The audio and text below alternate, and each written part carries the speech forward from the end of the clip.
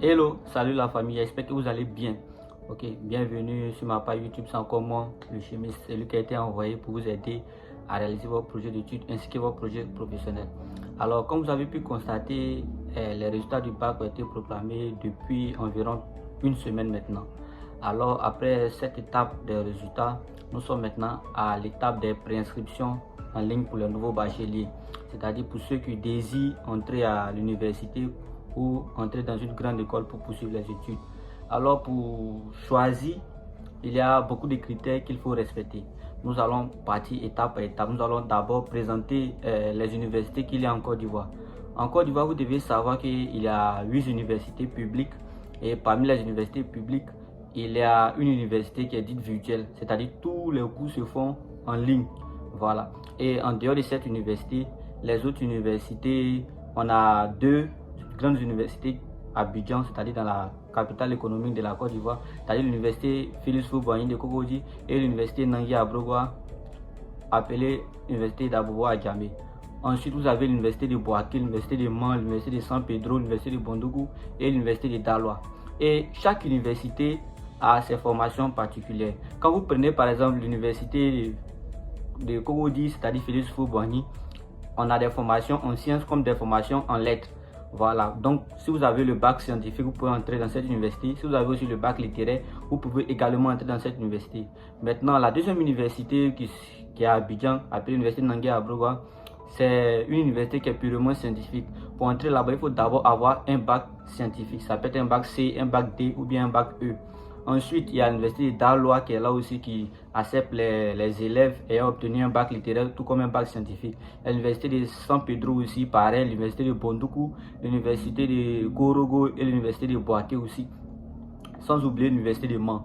Donc nous allons prendre quelques filières et quelques conseils aussi pour pouvoir choisir votre filière. Parce que remarquez bien que si vous manquez le choix de la formation, c'est le chômage qui vous attend. Parce que dans certaines filières, vous allez attendre qu'il y a plusieurs personnes qui ont obtenu des diplômes et à la fin de ces diplômes n'ont pas pu obtenir un emploi. Par contre, il y a d'autres formations aussi où après avoir obtenu les diplômes, les gens ont des emplois facilement. Donc vous devez comprendre un certain nombre de choses avant de choisir une autre filière. Pour moi, la chose la plus importante d'abord pour choisir une filière, c'est d'abord aimer la filière. Voilà, vous devez obligatoirement aimer une formation avant de vous y lancer. Parce que si vous n'aimez pas la formation, quand les épreuves viendront, vous allez tout de suite abandonner. Et ce qui va vous amener loin, c'est la passion, c'est l'amour que vous avez pour la chose. Et vous devez comprendre aussi qu'à l'université, on utilise le système qu'on appelle le système LMD, c'est-à-dire la licence, le master et puis le doctorat. Voilà, quand vous entrez à l'université, avant d'obtenir le premier diplôme, vous devez faire au moins 3 ans, c'est-à-dire 3 ans si vous n'avez pas repris. Et si vous n'avez pas repris faire vos 3 ans, vous avez un diplôme qu'on appelle la licence. Après la licence, vous allez décider soit de poursuivre ou soit de vous arrêter. Voilà, après la licence, vous entamez le master. Et le master, ça se fait en 2 ans. Il y a le master 1 et le master 2 qui se font en 2 ans. Et après encore, si vous êtes motivé pour aller plus loin, vous pouvez entamer une thèse doctorale qui se fait en 3 ans. Donc, si vous voulez devenir docteur, c'est-à-dire vous voulez avoir le titre de docteur, le diplôme de doctorat, vous devez faire au minimum 8 à 9 ans à l'université sans avoir repris. Voilà. Et quand vous entrez à l'université, c'est pareil comme au lycée. Voilà, ne pensez pas que vous êtes devenu grand, vous n'allez plus forcer, vous allez venir au cours comme vous voulez, vous allez faire ce que vous voulez. Non. Maintenant, dans le système LMD, on fait les évaluations, on fait les interrogations, on fait des devoirs. Et puis à la fin on fait des examens, donc c'est pratiquement comme au lycée, mais seulement que à l'université, dans d'autres universités, les tenues ne sont pas exigées. Bon, bref, nous allons parler des formations qui sont demandées la plupart du temps par les élèves. Voilà, prenons d'abord la formation en médecine. Voilà, pour être orienté en médecine, la première condition, il faut avoir un bac scientifique. Voilà, si vous n'avez pas de bac scientifique, vous ne pouvez pas faire les études en médecine. Voilà. Donc, d'abord un bac scientifique. Ensuite, il faut avoir un certain nombre de points dans les 3 matières spécifiques en sciences, c'est-à-dire les mathématiques. En maths, il faut avoir au minimum 12. Et en SVT, il faut avoir 12. En physique chimie aussi, il faut avoir 12. Une fois que ces 3 conditions sont remplies, alors vous êtes sur le bon chemin pour être orienté en médecine.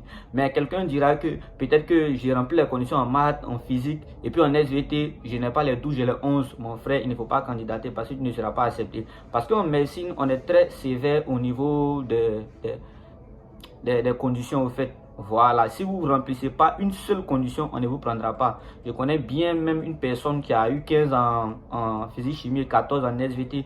Et puis, dans la troisième matière, elle a plongé, elle a eu 11.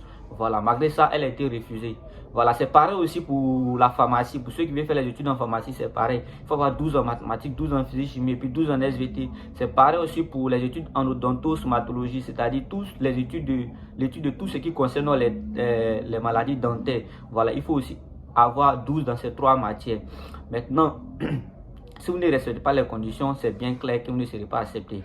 Après ça aussi, il y a la filière maths info qui est un peu demandée par pas mal d'étudiants. Pour être orienté en maths info, chaque université a ses critères. Il y a l'âge aussi qui est là. Après l'âge, il y a aussi les moyennes qu'on demande. La plupart des temps, pour les bacs scientifiques, pour la série D, je prends l'exemple, on demande 12 en maths, on demande 12 en maths pour ceux qui ont fait le bac C et 14 en maths pour ceux qui ont fait le bac D. Voilà. Ensuite, en physique chimie, il faut avoir aussi 14 pour le bac D et 12 pour le bac C. Et le bac E aussi également à la même condition que le bac C. Donc, vous devez remplir ces conditions avant de postuler. Mais à part médecine, les filières comme mathématiques, informatique, physique, chimie, si vous êtes proche de la moyenne, c'est-à-dire là où on demande 12, si vous avez une matière 11 et que vous respectez les autres conditions, on peut vous prendre.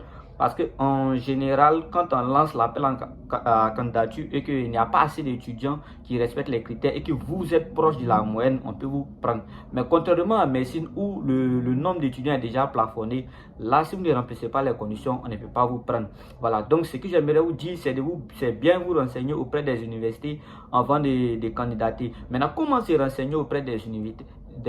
Vous partez simplement sur le site du ministère de l'enseignement supérieur, vous tapez préinscription nouveau bachelier. Quand vous rentrez sur les pages officielles, ils vont vous mettre une page d'abord qui vous indique de prendre toutes les informations avant de faire votre préinscription. C'est-à-dire vous sélectionnez le type de bac que vous avez eu, on va vous proposer les universités, les formations et en fonction de ça, vous pouvez choisir. Voilà, donc pour les séries scientifiques, la médecine, c'est une bonne filière. Physique, chimie, maths, info, les biosciences à l'université, ce sont de très bonnes filières.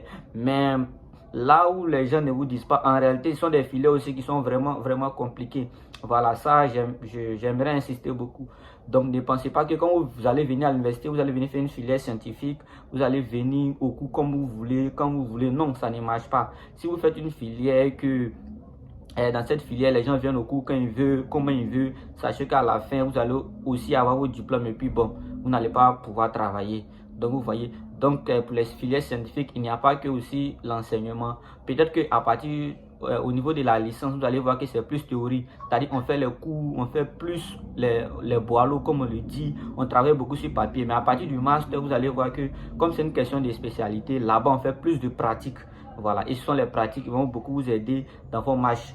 Donc, ce sont ces petits conseils-là que vous devez retenir d'abord avant de faire le choix de votre formation. Parce que si vous manquez le choix au niveau de la formation, c'est le chômage qui vous attend. Et ça, c'est bien clair. Une autre chose aussi, les universités publiques, la plupart des temps, il y a plusieurs personnes qui postulent. Donc, comme il y a plusieurs personnes qui postulent, comme il n'y a pas assez d'universités aussi en Côte d'Ivoire, donc ça va faire qu'en première année, vous serez très nombreux dans les amphis. Je prends par exemple en sciences naturelles, par exemple, qu'on appelle SN Sciences de la nature. Vous allez voir qu'en première année, parfois vous êtes 1000, 2000, ça dépend aussi de l'année. Et cette année, comme il y a eu un fort taux de personnes qui ont obtenu le baccalauréat, donc vous allez voir que vous serez très nombreux. Mais cela ne vous empêchera pas de réussir. Voilà, peu importe le nombre que vous êtes, si vous êtes motivé, si vous avez des ambitions que vous voulez réussir, je ne pense pas qu'il y aura un obstacle pour vous empêcher. Donc mon conseil, c'est de bien vous renseigner avant de choisir une autre formation. On ne choisit pas une formation de façon hasardeuse. On ne vient pas faire une formation aussi comme on dit en catimini. Non, on se prépare au préalable. Voilà, on ne vient pas aussi à l'université dans l'esprit de venir se promener, de venir s'amuser. Croyez-moi, c'est plus difficile d'avancer à l'université que d'avancer à l'école secondaire. Parce qu'à l'école secondaire, vous avez la pression des parents qui vous disent à chaque fois, il faut étudier, il faut faire ceci, il faut faire cela. Alors qu'à l'université, ce n'est plus le cas. Donc réfléchissez bien. Voilà, maintenant dans d'autres vidéos, je vais plus vous détailler les universités ainsi que les grandes écoles. Parce qu'en réalité, vous avez 4 choix à faire et un choix, parmi les 4 choix, un choix est facultatif pour les universités et 4 choix aussi pour les grandes écoles, dont un choix est facultatif.